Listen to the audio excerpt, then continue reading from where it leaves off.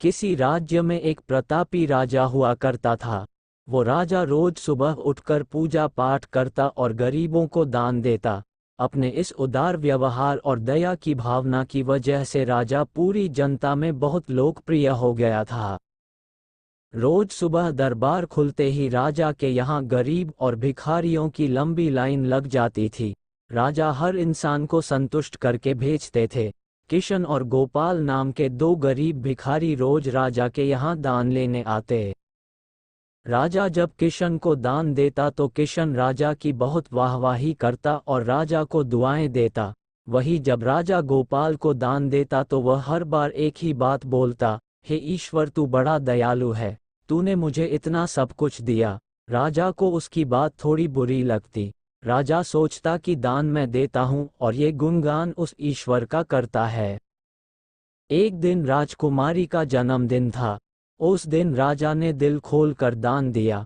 जब किशन और गोपाल का नंबर आया तो राजा ने पहले किशन को दान दिया और किशन राजा के गुणगान करने लगा, लेकिन राजा ने जैसे ही गोपाल को दान दिया वो हाथ ऊपर उठा के बोला, हे ईश्वर तू ही अन्नदाता है, आज तूने मुझे इतना दिया, इसके लिए प्रभु तुझे धन्यवाद देता हूँ। राजा को ये सुनकर बड़ा गुस्सा आया। उसने कहा कि गोपाल, मैं रोज तुम्हें दान देता हूँ, फिर तुम मेरे बजाय ईश्वर का गुणगान क्यों करते हो? गोपाल बोला, राजन देने वाला तो ऊपर बैठा है, वही सबका अन्नदाता है, आपका भी और मेरा भी। ये कहकर गोपाल वहां से चला गया। अब राजा ने गोपाल को सबक सिखाने की सोची। अगले दिन जब किशन और गोपाल का नंबर आया तो राजा ने किशन को दान दिया और कहा, किशन मुझे गोपाल से कुछ बात करनी है, इसलिए तुम जाओ और गोपाल को यहीं छोड़ जाओ। और हाँ, आज तुम अपने पुराने रास्ते से मत जाना, आज तुमको राजमहल के किनारे से जाना है, जहाँ से सिर्फ मैं गुजरता हूँ। किशन खुशी खुशी दान लेकर चला गया। राजमहल के किनारे का रास्ता बड़ा ही शानदार और खुशबू भरा था।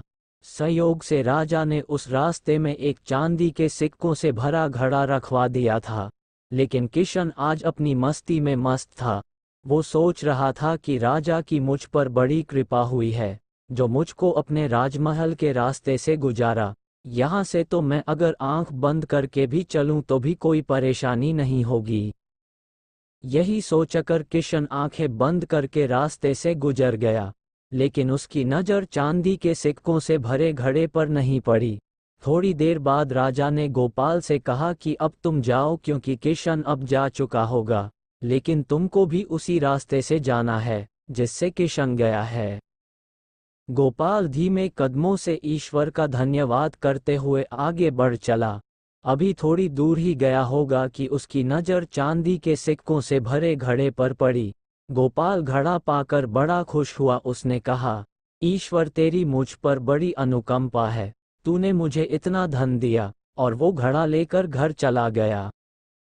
अगले दिन फिर से जब गोपाल और किशन का नंबर आया तो राजा को लगा कि किशन घड़ा ले जा चुका होगा, इसलिए उसने किशन से पूछा, क्यों किशन, कल का रास्ता कैसा रहा, राह में कुछ मिला या नहीं?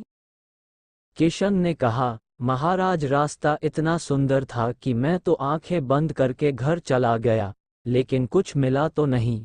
फिर राजा ने गोपाल से पूछा तो उसने बताया कि राजा कल मुझे चांदी के सिक्कों से भरा एक घड़ा मिला, ईश्वर ने मुझ पे बड़ी कृपा की।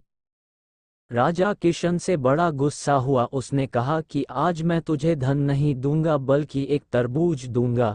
किशन बेचारा परेशान तो था, लेकिन कहता भी तो क्या, चुपचाप तरबूज लेकर चल पड़ा। उधर राजा ने गोपाल को रोजाना की तरह कुछ धन दान में दिया। किशन ने सोचा कि इस तरबूज का मैं क्या करूंगा, और यही सोचकर वो अपना तरबूज एक फल वाले को बेच दिया। अब जब गोपाल रास्ते से गुजारा उसने सोचा कि घर कुछ खाने को तो है नहीं, क्यों ना बच्चों के लिए एक तरबूज ले लिया जाए। तो गोपाल फल बेचने वाले से वही तरबूज खरीद लाया जिसे किशन बेच गया था। अब जैसे ही घर आकर गोपाल ने उस तरबूज को काटा तो देखा उसके अंदर सोने के सिक्के भरे हुए थे।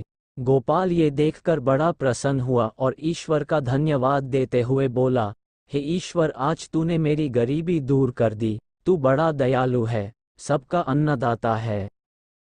अगले दिन जब राजा दान दे रहा था तो उसने देखा कि केवल अकेला किशन ही आया है, गोपाल नहीं आया।